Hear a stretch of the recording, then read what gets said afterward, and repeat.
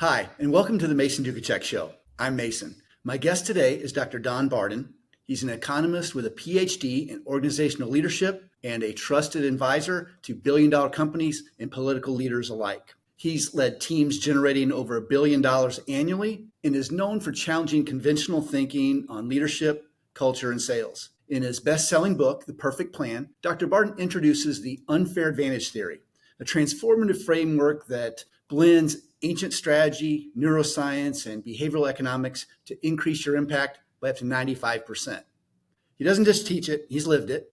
And today we'll explore the ideas and concepts behind the perfect plan and how you can gain a true edge in business and beyond. Dr. Barden, welcome to the show. Hey, thank you, Mason. I really appreciate you, man. And before we get started in this, and thank you, I love the perfect plan. I love talking about it. But what I love more is your show, your efforts and how you're leaning into an area that needs it the most, especially the workforce and HR and the consciousness of organizations. Outstanding, man. Keep it going. You are touching lives, and I appreciate you having me. It's fun for me. I look forward to it. And when I saw you on the calendar, I've been looking forward ever since we booked it. So, hey, that's exciting. Thank you. Me too. So let's do this. All right. So let's get at it. What's the biggest lie people believe about sales, leadership, and communication, and why is it so dangerous? Wow. Those are wow. That's man, you're throwing fastballs Come early. out swinging, man. I love it.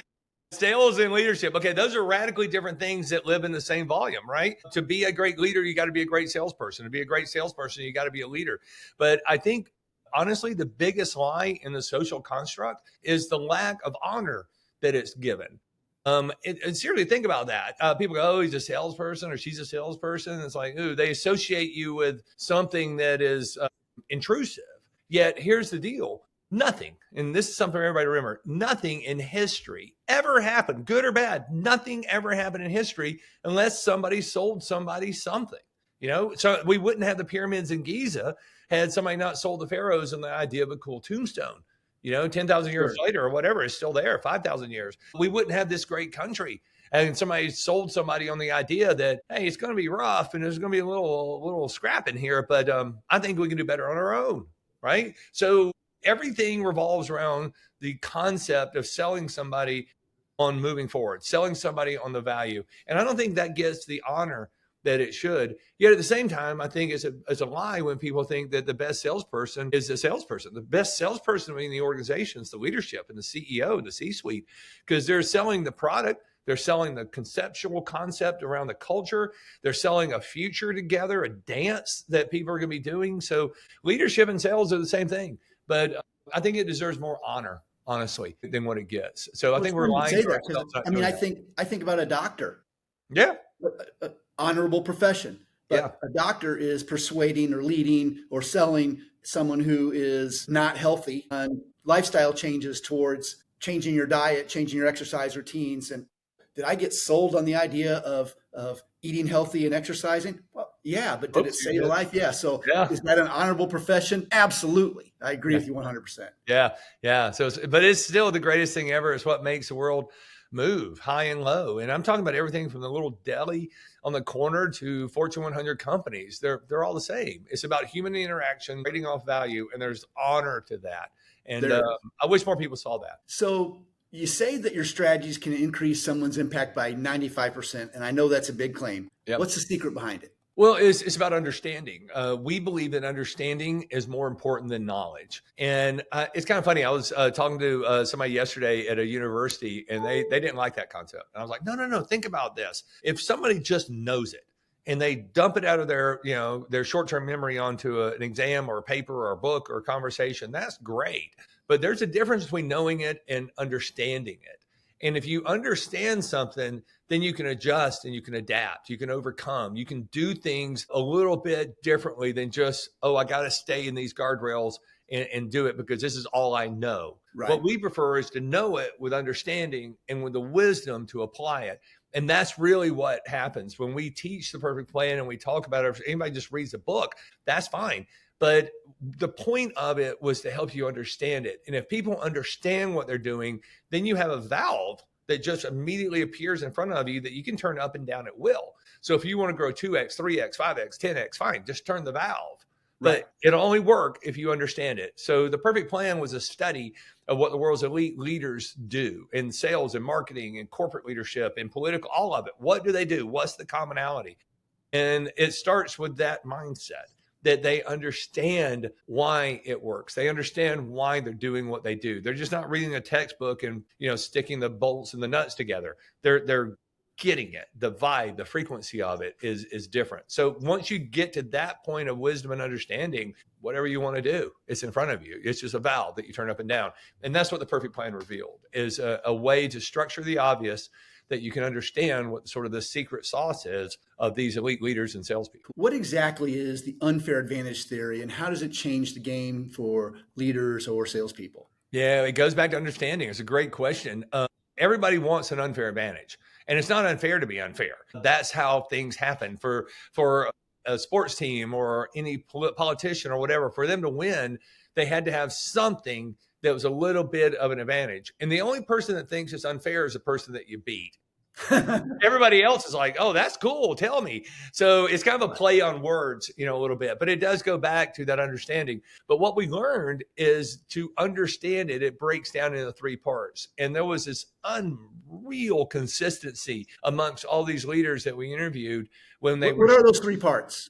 The first part is an understanding of your relationship with anyone, anything. And this goes beyond work. I mean, it applies to your personal life as well. But the understanding is around a simple concept. And if you think about this, and I know everybody in your audience is different from HR to sales and leadership and whatever. But if you think about it, the first concept that we learned in there and we really press is based on a quote.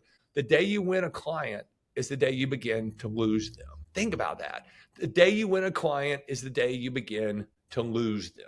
And what that means is that it's not you're screwing up. It's that everything in life has a certain time that's allocated to your connection. That's it. And it's not going to be over. It's going to be complete. That's huge. Now, of course, every salesperson can screw up an account. That happens, Sure, right? That's okay. Every HR person hires a wrong person every now and then. Okay, it happens, okay? But even when you do it right and you've got the best connection and you got the best people and you got the best career, this too shall pass. This relationship that you have that you're going to wrestle with for 3, 4, 5, 10 years, whatever, whether it be a client or whatever it comes, it's going to end. That's just the way it is. That company might get bought by another company. Their kid might get into business. Sure. They might go out of business. You might go out of business. Who knows? They just might find a better deal. But that relationship is going to complete itself at some point. And every one of these elite people understood that. And so then instead of looking at it sort of macabre, what you do is you say, okay, if I can hold on to this client for 3 years, 4 years, 5 years, what can I do to be so present with them that I can, if they ask for a 10% ROI because of our work, I want to give them 20. If they ask for everything to be in by Tuesday at noon, I want it there Monday by 9. I want to exceed all their expectations while we're in this dance, while we're here, before the relationship completes itself. What can I do to maximize it? It's not a cockiness. It's not a, I've got a big book of business, or I've got all the clients I want, or I've got all the employees we want, or we're good. Dude, everything ends. Everything ends. And that's the first mindset shift, is that you got this opportunity to steward a relationship. And what are you going to do to maximize it? Because it will end. So again, I tell people this, I might overstress it. I'm sorry. That is not macabre. That's smart. That's wise. That is the essence of understanding. So that's number one. That's where it starts. Well, I mean, what do you think about that? Have you run into that? Oh, yeah. No, I agree. What's your second? The second is understanding the decision-making process, understanding that people are not erratic. People are actually human beings, bipods, us walking around. We're actually very predictable. We're extraordinarily predictable. So we studied that and we said, okay, if we knew why people made the decisions they did, that in its essence is an unfair advantage. But you will get hit by a bolt of lightning if you try to do it with anything short of the highest level of integrity. So once you know these concepts, if you try to take advantage of somebody like a magic trick would, oh man, I wouldn't want to be around you. There's some Darwinism coming your way, right? But if you approach it with the highest level of ethics, you believe in the value transfer of what you're doing, you believe in your organization hiring the right people, you're going to know why somebody can engage. And the short version of this is really simple. Society is like a pyramid that's broken into 3 parts. The base of the pyramid is the biggest, then the middle part of the pyramid, and then the very point up top. That's social structure. And you can look at it like upper class, middle class, lower class. That's fine. No judgment. Sure. That's just life. Okay. But a corporation is the same thing. You've got C-suite people, you got middle managers, middle class, people with titles, basically is how you can usually tell it. And then the base of the corporate pyramid is just the hardworking people that get up every day and go to work, clock in, clock out. They want to feed their kids. They want to have a good life. They're the pulse, of it, but they're the lower section of it, but they're the base. They're the consciousness. They're what holds people up. So we're looking at this part of the study, and we spent a year and a half on just the concept because it's hard. It's very hard to figure out why you're going to make a decision because you make too many decisions. Indecision processes change. And I told somebody this the other day. I hope your listeners like this. But if you look at today, what the number one thing a person does in the morning when they wake up, first thing they do is look at their alarm or touch their alarm or whatever and see the clock. But then you say, what's the first thing they do once they have cognitive ability? That's they're awake, and that has changed radically than what it was in 1990. So today, the first thing people do once they wake up and hit their alarm is they look at their phone. You know what we did in 1990? We peed. We went to the bathroom. Okay. Now people have decided that, you still got to pee, but you're going to pee while you're walking in there with your phone and you're going to be in there with your phone. So we've added something to our decision-making process that became a formidable structure of our existence. Now that's hard to grasp, but that's real. That's universal. It's happening. You know what? I'm going to piggyback. That shows you all the decisions you're making during the day. I'm going to piggyback on something you're saying. Okay. I'm a huge Tony Robbins fan, and we've just talked about the difference between knowledge and wisdom and the ability to apply it. Mm-hmm. And he has ability, and of course, he attracts the top 1% of folks.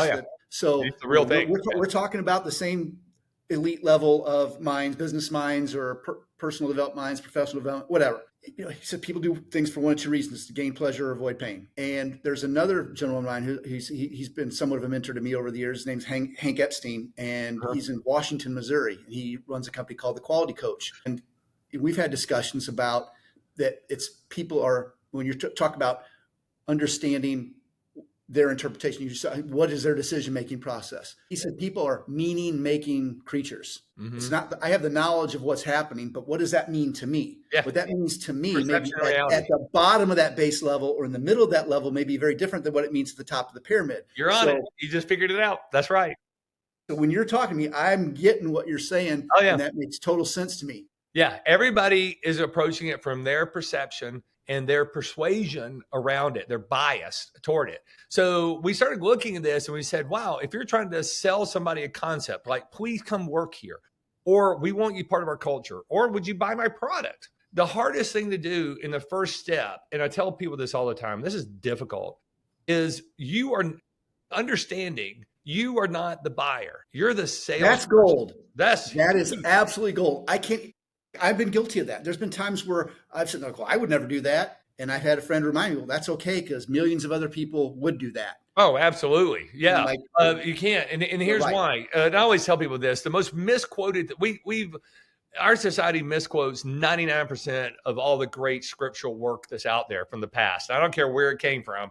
Things just morph over time and it gets misquoted. The biggest misquote is the golden rule. Do unto others as you'd have them do unto you. That's great in kindergarten when you're trying to teach somebody to play well in the sandbox, right? But as an adult, it is the most horrific concept ever. In other words, I'm saying, platinum rule. I'm going to treat you like I want to be treated. I don't care how you want to be treated. I'm going to treat you the way I want to be treated. That is selfish, right? And you're right. The platinum rule is actually closer to the Greek concept around the conversion of the wording. Is it shouldn't be do unto others you'd have them do unto you. It's do unto others as they would have you do unto them. Treat people the way they want to be treated, not the way you want to be treated, right? Yeah. So, 100%. But that's the hardest part in sales and leadership, because you think, well, I'm good, I'm in a good spot, everybody's want to be this. Wrong. Wisdom is when you realize that other people have different perceptions, different bias, different everything. And you can self-reflect before you start and say, doesn't matter where I am in life. I need to look at them and have a little bit of an unfair advantage and know what drives their decision-making process. So like the baseline people, hardworking people, they get up, they go to work every day. We were trying to figure out, again, with these tens of thousands of decisions you make every day, and the first decision in your life might have been buying bubble gum or a comic book when you were 5, to the day you die, you're making decisions. You're spending money, you're making decisions. Sure. So what we figured out was when it comes to deployment of resources like purchases, if we knew why somebody was going to buy into it, then we could figure out why it does this concept, this trait trickle down to all decisions. And good news is it does. So the idea that we were able to prove was it's not what you buy that tells us why you buy something, it's where you buy it that tells us why you're making the decisions. So you can sit there and say, well, I got an energy drink, right? Okay, great.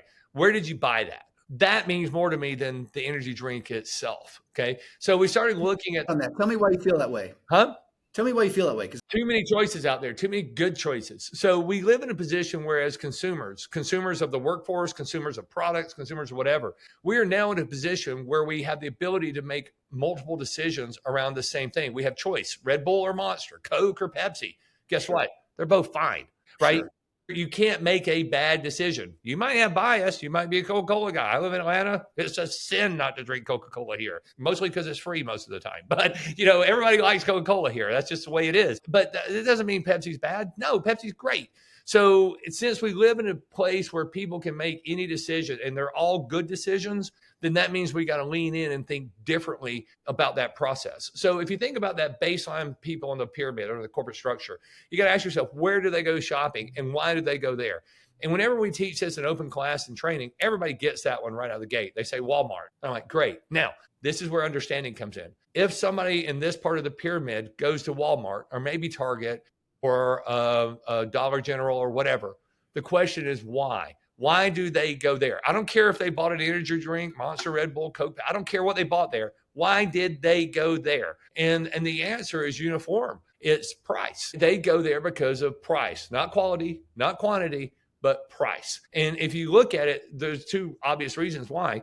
But the biggest is they're on fixed income, right? So they got to stretch it out. So they're trained to do that. Also, there's another concept that the impact of a generation takes 6 to overcome. So in other words, there's part of your parents in you. There's part of your grandparents in you. There's part of your great-grandparents in you. It's passed down through cultural interaction. So a lot of people that are in that situation come from parents who are also in that situation. No judgment, nothing wrong with it. But you're taught from an early age the importance of price. So if you're communicating with somebody, say from HR, and you're trying to hire somebody that's in that, they're going to think price, price, price. Now, price in the hiring process is income. What is my hourly rate? How much are you going to pay me to do it? That is all that person cares about. That's going to drive their decision. Or is this energy drink on sale today? Okay, good. I'll buy it because I can stretch out my dollar a little bit further. Nothing wrong with that. No judgment, but that's what's driving their decision-making process. So if you're talking to them and you're trying to convince them to come work for you or to sell them your product,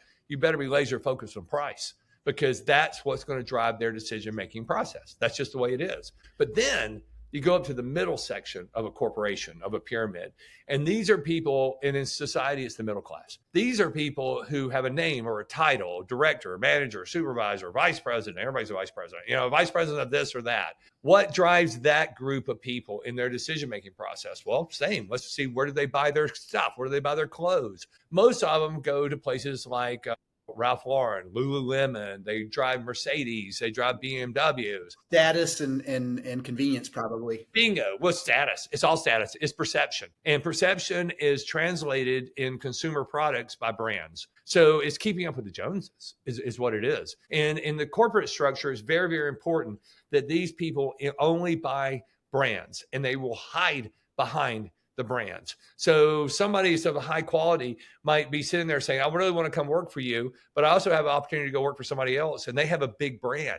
So they're going to lean that way. Or when that person's making decision-making processes, and there's enormous data to support this, they'll see a better product at a lower cost. But instead of buying that, even a higher performing product, they will buy a branded product.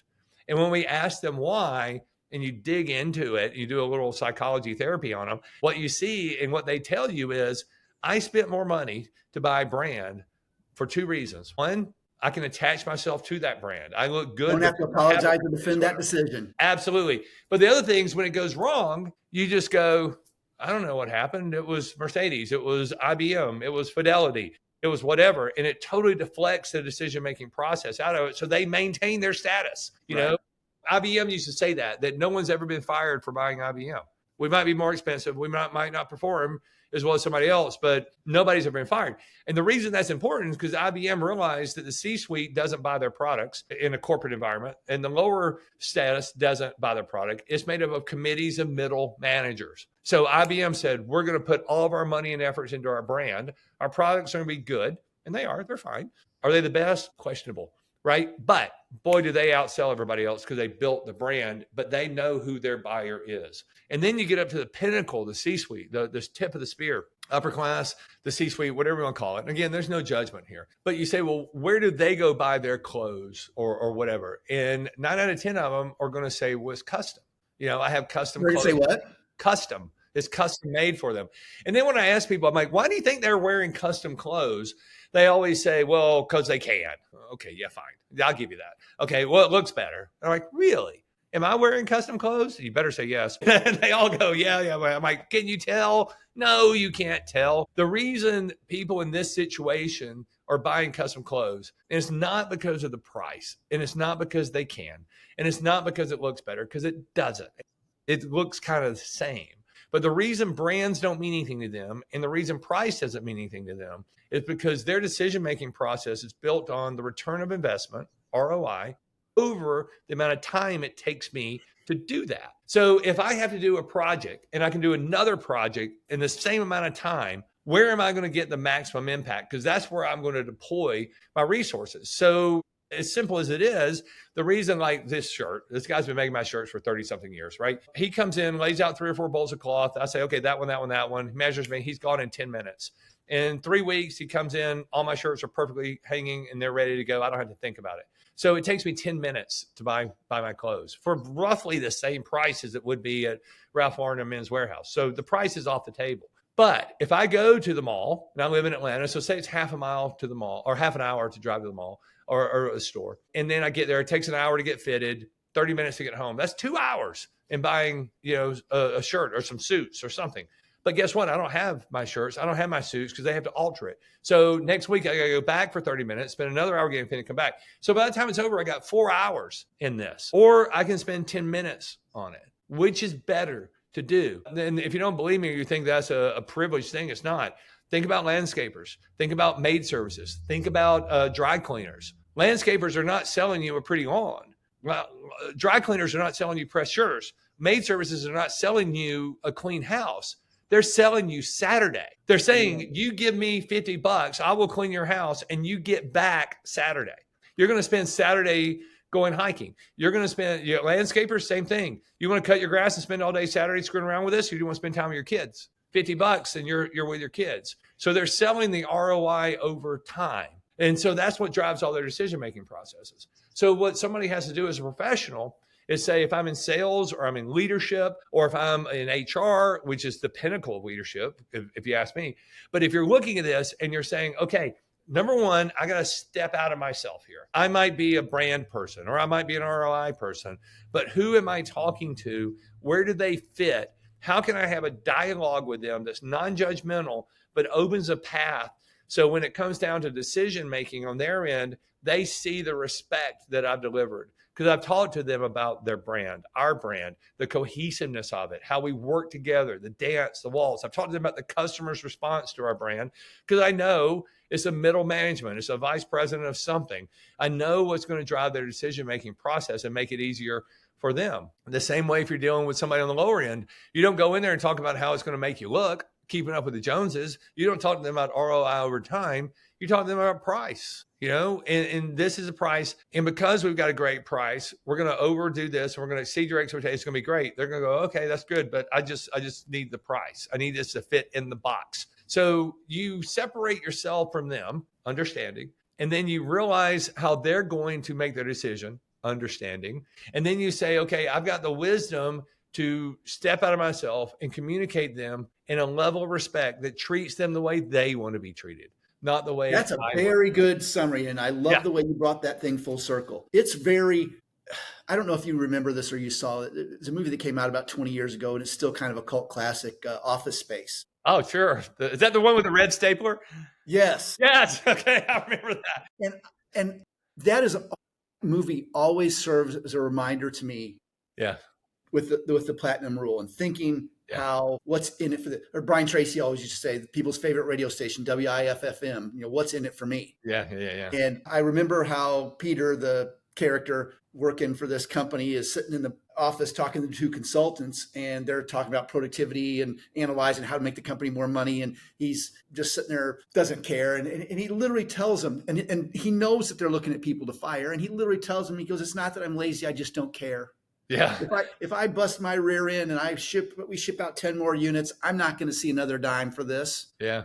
But if there's a mistake or something goes wrong, and I got 8 bosses, I'm going to hear about 8 times, and that's my only real motivation is to not get hassled. That or the fear of losing my job. But the fear of you losing your job will only make you work hard enough not to get fired." Yeah. And that is permanently inscribed in my mind about what's in it for me. Oh, and absolutely. if the person looks at this and says, "Do I really care? Am I going to see any benefits of this saving the company money?" But oh no, if there's one little problem, I'm going to get hassled and heckled, and it might affect my status, it might affect my credibility. I'm not willing to take the risk. I'm not going to do it. So absolutely. Everything you're saying kind of comes full circle to me with that example. Thank you for going into that detail. No, that's great, Mason. I appreciate it. What you're saying, and this is behavioral economics 101, is incentives drive behaviors. So you got to know what the incentive is to price, because I just got to feed my kids, man. I got to make sure I got enough money to buy a piece on Friday night. The perception, what people think about me, or is it just deployment of resources where it's just buckets and I will pick whatever bucket I can maximize? That's not greedy. It's their job. Right. But what's interesting, you said about Office Space, this actually goes into the next part. So there's a little side dribble piece to this. One thing we learned about the decision-making process, and this is very important for people when you're talking to them from a leadership, HR, whoever, when you're talking to people, this is really cool.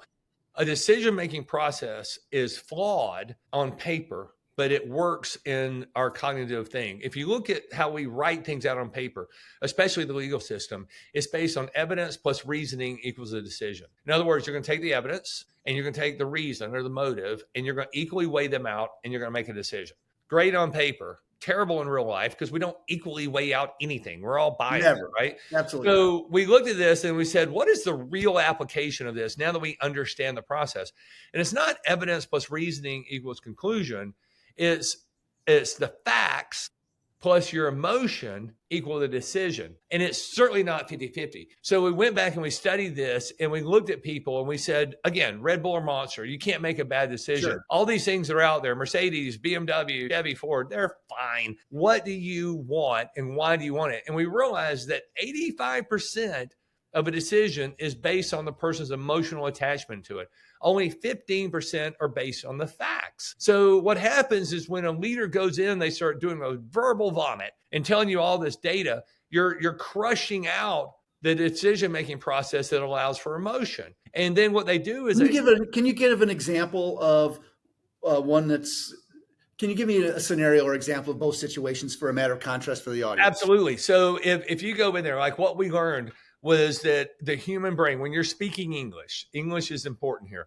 When you're speaking English, a person can only remember 3 things or less. If you're having a conversation with somebody and you add a 4th thing to it, like here's 4 things I want to talk about, you actually have a 25% fail rate. If you have a 5th thing, 50% fail rate. If you talk to somebody about 6 things, you have a 100% fail rate. And the reason why is because the facts got bigger than the emotion. The facts need to be at 15%.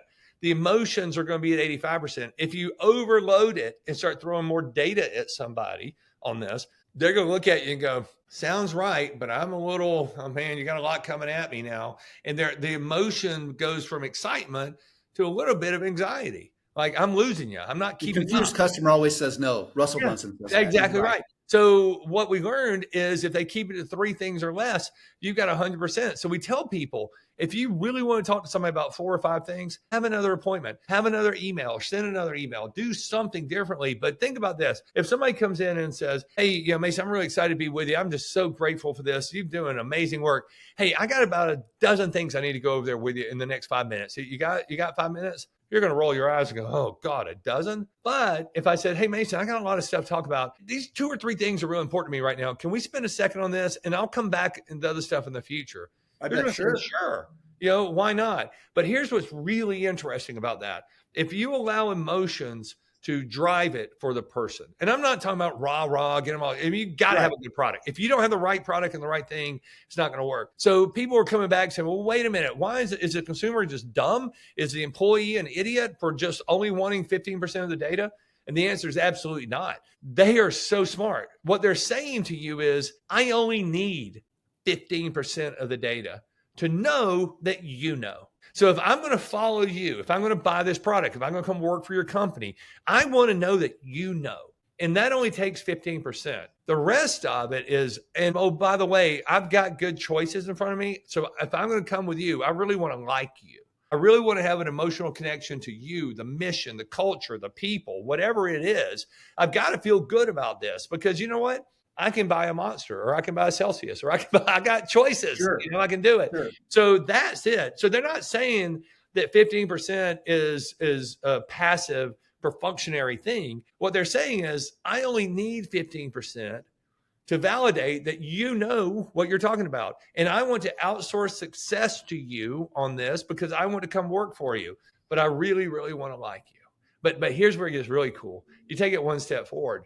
And you say, okay, what really happens in that emotional connection? How powerful is it? It's so powerful, Mason, that when somebody leaves you, say you just sat there, and this is going to happen today on this podcast, this will happen. When somebody hangs up from this or stops watching this podcast when it broadcasts, if we go back to them 10 minutes later and say, hey, what did Don and Mason talk about? They're only going to be able to remember 6% of it. That's it. That is where our brain caps out. So 10 minutes after a communication effort has occurred, people can only recall 6% of what was said. But here's the big but. They can remember 100% about how they felt about you during that thing. And we always joke, women can remember 100% forever plus eternity. So you got to be really careful, okay, when you're selling to women. But I'm joking and not. But so think about this. You're saying to them, I can't remember what you said, but I got enough in there to know that I can outsource success to you. But I'm going to remember forever how I feel about it. It's funny you say that because I had Shep Hyken is a friend of mine, and he's a best-selling author and professional speaker on customer service. And he had a cartoon on his social media today, and it had a picture of a couple that went to see a band perform. And it's like, we've seen this band perform, and they're back to see it again. Yeah. They know the songs, they know what's going to happen, but they remember the feeling of what it was like the first time they saw it, and they want that feeling again. And I'm like, that's true. Oh, yeah. Oh, it's 100%. And you know what else is true? I think it's Rosenbaum. He was the creator of the Everyone Loves Raymond series. Sure. And for the past 8 years, he's had a series on Netflix called Somebody Feed Phil. Great show. It's like Anthony Bourdain, nice. Okay, so Anthony was great. I love the guy. He was the epitome of cool, but man, he was edgy. Phil goes in there, exact same model, but everybody's happy. He's going to these restaurants that are cool and happy, and he brings people together. And it's just a wonderful show all over the world. And you see people coming together over food and enjoying company and sharing conversations. But I got to hear him lecture live last year, and he said something about this topic that blew my mind. I mean, like really made me sit back and think. And what he said was, somebody had asked him a question like, what's your favorite restaurant? How often do you go back? And he said, well, when I go back to a restaurant, it's out of convenience because it's next door or whatever. When I'm going out, as many great restaurants around the world as I've been to, I try not to go back. And they said, well, why is that? And he said, because lightning doesn't strike twice. He said, when you're enjoying a wonderful meal with somebody, when you're really into the moment and you think, oh my God, I could do this every night. No, you can't, because it's not going to be the same emotions of the day. It's not going to be the same weather. It's not going to be the same feeling you had when you were walking to the restaurant. All these things that are going on to make that experience what it is unique to that moment and that moment alone. He said, so you're better off if you go back to Madrid and you say, well, I was here last year and I had this great restaurant. I'll go do it. He goes, no. Walk down some street and find something else, because you're going to have another new emotional experience. And if you think about that, what you're doing is saying, I remember that emotional moment from the past. I want to go back and feel that again. But then you get there and it's not.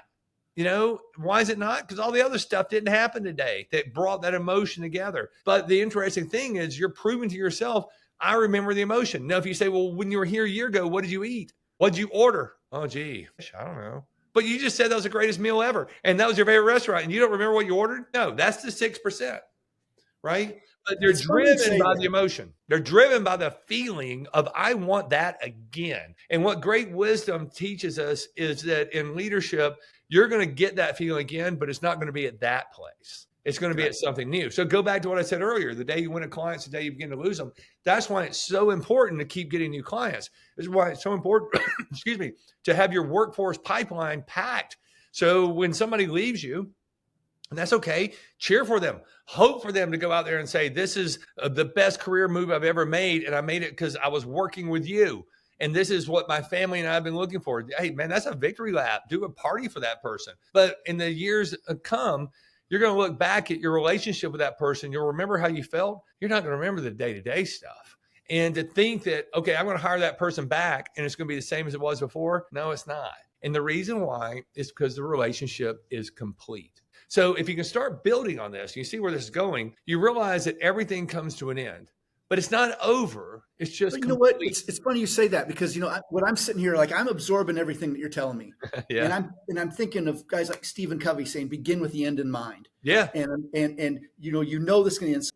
If that's the end, how can I maximize? What decisions can I make and how can I be cognizant of the people that I'm doing business with at the different levels to make better decisions faster and not trip over the same rocks. Right. Like, it's really getting home to me. And I think about how you talked about the 6%, like the things that I'm going to take away from this conversation. It is a great, solid reminder to me of things that I've learned. Like there was a guy's name is Mike Panaggio, and he was the president of a company out of Daytona, Florida called Direct Marketing Express. And he gave me a quote that I've never forgotten. He goes, think of yourself as the customer. Yeah. It's a short version of the platinum rule, I guess, if you will. Oh yeah. Why would you buy? Would you buy from yourself? That's a great question. It's well, you think of yourself as a customer. Think like them, like they want to buy. And this conversation has been very helpful to me, and I hope that is as helpful to the other listeners. Yeah. And I'm certain, I'm betting we could talk about this topic literally all day. And I'm going to invite you to come back on and hit part 2 of this. But people that want to know more, like that have that feeling right now that, hey, I've learned something from Dr. Barden. I am going to look at life and business and leadership through new filters, and I'm going to make better decisions faster. I'm going to be aware of these things that I might have forgotten before, and I'm going to be better off, and my organization is going to be better off because of it. How do those people interact with you? Find out more about your perfect plan and your book. What's the best way for them to connect with you? Sure. And thank you so much. I really appreciate that. I mean, that's really what our mission in life is going out and helping people believe in a better tomorrow. And our work is not rah-rah. I mean, I think people are inspired. They feel good. And I love Tony, but man, you talk about Tony Robbins, and I've spoken at his conferences before. Woo. When you leave there, man, you really are knocking down walls and stuff. But the next day you wake up. You're walking over hot coals with bare feet. Oh yeah. Not smart, but it's cool. It's worth it. It's neat. You prove you can do it. But I guess my point is that's a warm bath, and what the interesting thing about those types of events, and Tony's great. He's actually said this, his job is to give you a warm bath and to teach you how to give yourself a bath. But tomorrow you got to do it on your own. He's not going to be there. He's not going to get you pumped up. So you look back at these little tidbits of communication and things with him, and you're like, okay, I remember that. And you just did it, the 6%. And every day the day you win a client, they begin to lose them. All those little things get embedded in there, that 6%, and you go out there and do it. The difference in what we do is we're more hands-on. Sometimes we're hands-on for a month, 2 months, 3 months, but not very long. My objective is to get fired. And that sounds weird, but it's like going back to university. You're supposed to graduate, So when most of our clients, I'd say 99% of them, we get to a point after a few months where I go to them and say, our relationship is complete. We've gotten you to where you need to go. Now in the future, if you need something, give me a call, but you're free, man. Go out there and just rock this thing, turn that valve up and down at will. So we work. And they know how to do it because you've not just given them knowledge, you've actually taught them how to use it. Yes, they understand it. That's the key to everything. So if somebody reaches out, the best way to do it is on LinkedIn. You can go to the website, donbarden.com, but really go to the LinkedIn. And here's what I'd love for anybody to do. If you send me a note and say, hey, I saw you on Mason's podcast. I love Mason. He's the greatest guy ever. You have to say that or I'm not going to do this.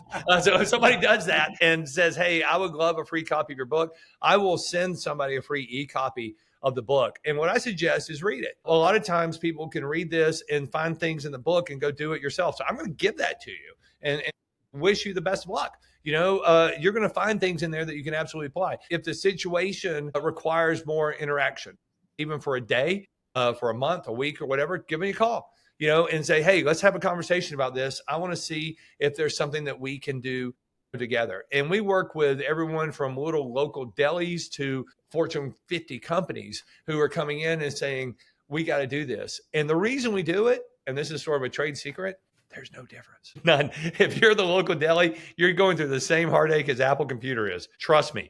Theirs are bigger and more often, but it's the same thing. Business hasn't changed in 10,000 years.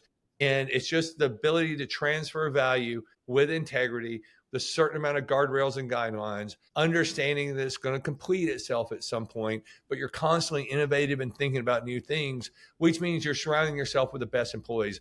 You're giving people credit for who they are. Again, the platinum rule, treat people the way they want to be treated. And I'm just a big believer, Mason, if you go through life committed to this and you believe in it. And the third thing, which we don't have time to do, but they'll get it from the book, talks about the communication methodology of what great leaders do, the consistency of it and why they do it. If you start doing that alone, you'll double your business or whatever KPI or metric that you're trying to measure. I guarantee you it will double. And it's not because it's some super secret that's being unlocked. It's an understanding of structuring the obvious.